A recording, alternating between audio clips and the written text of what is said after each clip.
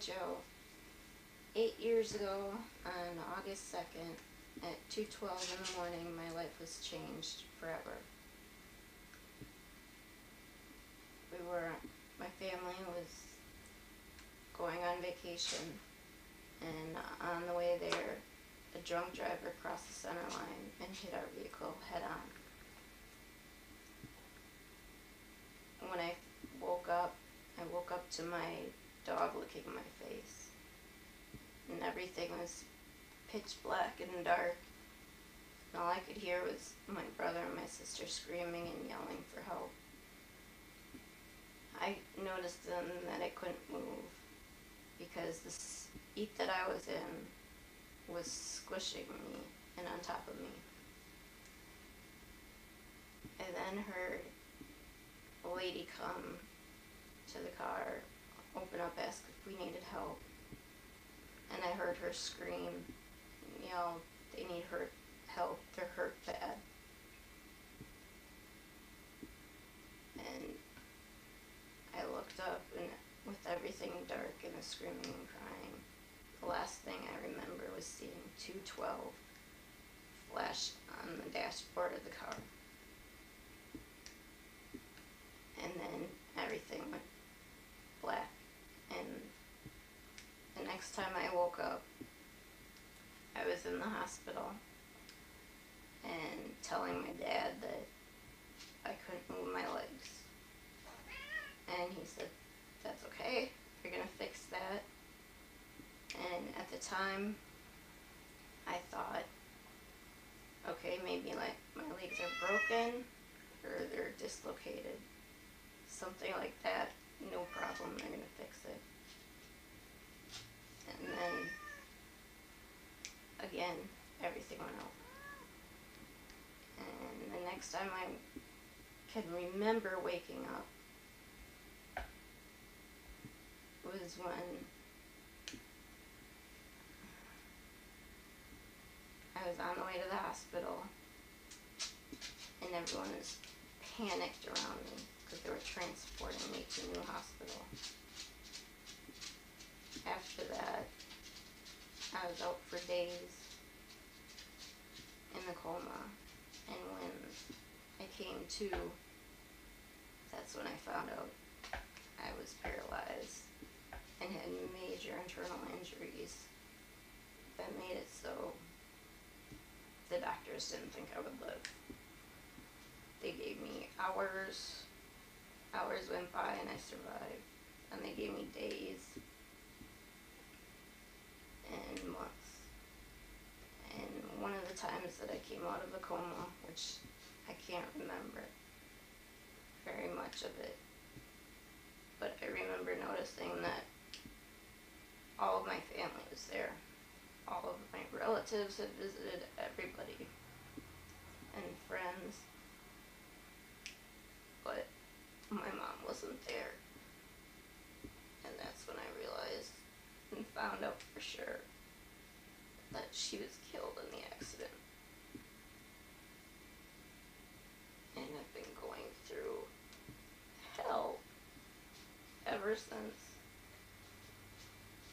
I've had over 40 surgeries, and if you count each procedure they did, it's got to be in the hundreds. And it's 8 years later, and I'm still here dealing with recovery and my health. Can't get out of bed the last 3.5 years because of some repercussions of the injuries. I can't leave my bed. If I go anywhere, it's on a stretcher in an ambulance. But I'm living, and I have to, because I have to show the guy that hit us that he didn't ruin our lives. He just wrecked them and shook them up, but he didn't ruin it. And I'm I'm constantly worried about more surgeries. What's going on with my body? I'm always in pain. And the worst part is that even the doctors don't know how to fix my problems. They've never seen anybody with it. So everything's experimental, which means we have no idea if next operation's gonna work or not. And I decided that years ago, when everything was going on, that I was gonna fight. Wasn't gonna let a drunk driver take my life away from me. And even though being paralyzed, they say you'll never walk again, I will. And I know I will because I'm a fighter. And no matter what I have to do, I will do. And it's been 3 years since I've gotten out of bed. But I've still had an amazing 3 years in the bed, and I've had a good 8 years. I don't remember, well, I remember, but I don't dwell on things that have happened in the past. And my niece and my nephews are the ones, along with my family, that have pulled me through and gotten me through this. Because when they're around, I don't think of anything bad. It's just having fun with them. And the best thing about kids is that they don't care if you can't move. To them, they think it's cool to be in a wheelchair.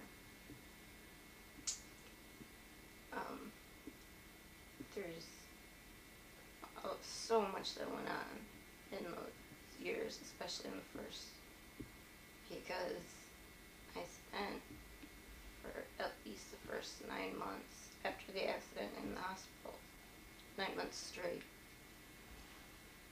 They let me out for a day for Christmas, but the rest of the time I had to be in the hospital all the time. I'd get to go home for a week and go back in, and the kids made it better for me. And because they thought it was cool being with the hospital and doctors coming around you all the time, as long as they weren't hurting you. And I think out of everyone, they are the ones that made it so that when they were around in the hospital, it wasn't that bad. They helped me forget about some of my pain. And now, I love it. If they make a friend that's in a wheelchair, they have to tell me right away because they're so excited. And go on what they're going through, and they're not afraid to ask questions. And they'll take whatever answer you have. And that's what I needed.